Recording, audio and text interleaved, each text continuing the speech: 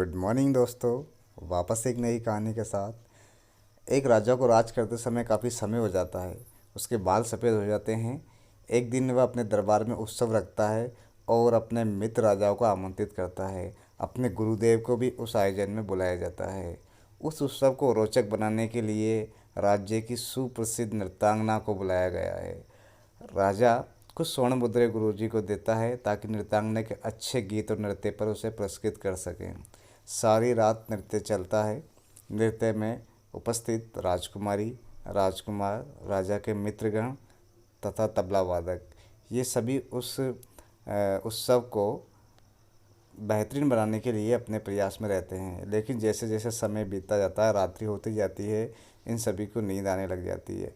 ऐसे में जब नृत्यांगना का ध्यान जाता है कि सारे ही सोने की अवस्था में है और ये रात्रि का अंतिम चरण चल रहा है, अंतिम बेला चल रही है, तो उस समय नृत्यांगना उस तबला वादक को सजग करने के लिए उसको एक दोहा प्रस्तुत करती है। उस दोहे में जो सार है वो इस कहानी का मूल तत्व है।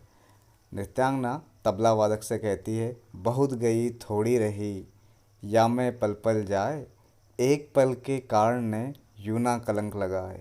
यह सुनते ही तबला वादक सजग होता है और वह तेज़ी से अपना तबला बजाना शुरू करता है। तबला बजाने के दौरान ही वो उसके कुछ अर्पण कर देता है, उसके पास जो सामग्री रहती है उसको। और राजकुमारी उस नृत्यांगना के इस दोहे को देखकर 9 लाख का हार उसको भेंट कर देती है। इसी दौरान युवराज भी जब दोहे को सुनता है तो वह भी अपना मुकुट उस राजकुमारी के चरणों में समर्पित कर देता है। यहाँ तक कि जो राजा के गुरु हैं, वो राजा के गुरु भी ढेर सारी स्वर्ण मुद्राएं उस नृत्यांगना को दे देते हैं। ये सब देखकर राजा बहुत अचंभित हो जाते हैं। अरे ये क्या, अचानक इतना परिवर्तन कैसे, ऐसा कुछ क्या हुआ? अचानक सब इसको मूल्यवान वस्तुएं समर्पित करने लगे।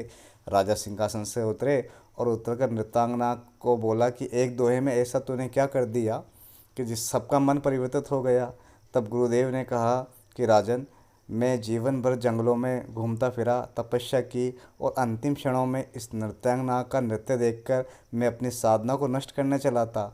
बहुत गई थोड़ी रही, या मैं पल पल जाए, एक पल के कारण ने यूं ना कलंक लगाए। तो राजन, मैं अपने जीवन पर कलंक नहीं लगा सकता। राजा तब अपने युवराज से पूछता है, तुम इतने प्रश्न क्यों हुए, तुमने क्यों समर्पित कर दिया? तो युवराज कहता है कि महाराज, मैं आज आपको वध करने वाला था। इतनी उम्र में भी आप मुझे सिंहासन प्रदान नहीं कर रहे थे, इसलिए मैंने ये दोहा सुनकर अपना मन परिवर्तन कर लिया कि बहुत गई थोड़ी रही, कुछ पल में सिंहासन मिलने ही वाला है। तब राजा राजकुमारी के पास पहुंचते हैं और राजकुमारी से पूछते हैं कि राजकुमारी, तुमने अपना 9 लाख का हार इस नृत्यांगना को समर्पित कर दिया, इस दोहे में क्या लगा?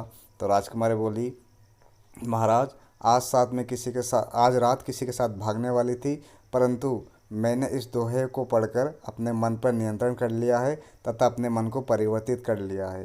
राजा इन सब बातों से अचंभित होकर, आश्चर्यचकित होकर सोचता है कि मैं यहाँ क्या कर रहा हूँ। वह स्वयं भी जंगलों में चला जाता है। दोस्तों, इस कहानी का खास संदेश है रीट की तैयारी करने वालों के लिए।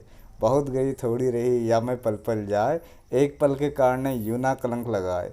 रीट की तैयारी करने वाला छात्र की भी लगभग यही स्थिति है। एग्ज़ाम बिल्कुल नज़दीक हैं और इस नज़दीक पलों में, इन कीमती क्षणों में अपने पल पल को, अपने हर वक्त को सही तरीके से इस्तेमाल किया जाए। यूँ समझ लो, उत्तल लेंस की तरह सूर्य की सारी किरणों को एक जगह एकत्रित कर जिस प्रकार सूर्य की किरणें कागज़ को जला देती हैं, उसी प्रकार अपनी ऊर्जा को संचित करके दोस्तों किताबों में लगाइए अच्छे से और पूरे मन से पढ़ाई कीजिए। थैंक यू, धन्यवाद।